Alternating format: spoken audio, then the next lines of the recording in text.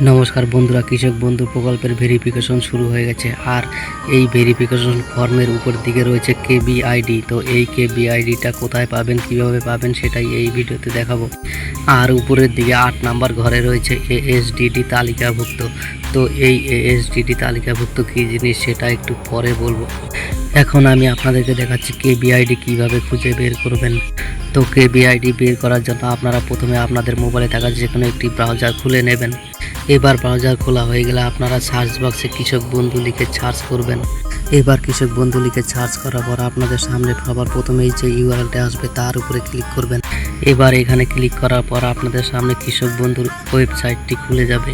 এবার কৃষক বন্ধু প্রকল্পের ওয়েবসাইটটি খুলে যাওয়ার পর আপনারা স্ক্রল ডাউন করে আস্তে আস্তে নিচের দিকে নামবেন এবং দেখতে পাবেন নথিভুক্ত কৃষকের তথ্য বলে একটি অপশন আছে। এবার এখানে ক্লিক করবেন। এরপর আপনাদের সামনে আরেকটি নতুন পেজ খুলে যাবে। এবার এই পেজটি থেকে আপনারা এখানে ক্লিক করবেন, তাহলে আপনাদের সামনে অনেকগুলো অপশন চলে আসবে এবং লেখা থাকবে ভোটার কার্ড, মোবাইল নাম্বার, আধার কার্ড, এইসব লেখা আছে। এখান থেকে যে কোনো একটি আপনার ইচ্ছা মতো বেছে নেবেন। আমি মোবাইল নাম্বার সিলেক্ট করেছি, তাই আমি এখানে মোবাইল নাম্বার লিখে নিচ্ছি। আপনারা যেটাকে সিলেক্ট করবেন সেই নাম্বারটা এখানে দিবেন। আধার কার্ড হলে আধার নম্বর এবং ভোটার কার্ড হলে ভোটার নম্বর।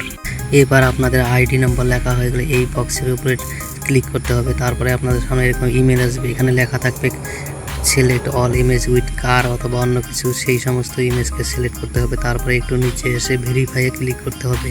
এবার ইমেজ ভেরিফাই হয়ে যাওয়ার পর আপনারা এখানে সার্চে ক্লিক করবেন, তাহলে আপনাদের ডিটেলস চলে আসবে। এবার আপনারা ডিটেলস দেখার জন্য একটু নিচের দিকে চলে আসবেন এবং প্রথমেই দেখতে পাবেন আপনাদের কেবিআইডি লেখা আছে, সেটাকে একটু নোট করে নেবেন। এবার আপনাদের বলছি এএসডিডি তালিকাভুক্ত এর মানে কি? এর মানে হচ্ছে আমাদের কিছুদিন আগে এসআইআর হয়েছিল এবং সেই এসআইআরে যদি নাম বাদ পড়ে থাকে তাহলে হবে এএসডিডি তালিকাভুক্তে নাম আছে। আর যদি এসআইআরে নাম বাদ না পড়ে তাহলে সেখানে নো লিখতে হবে।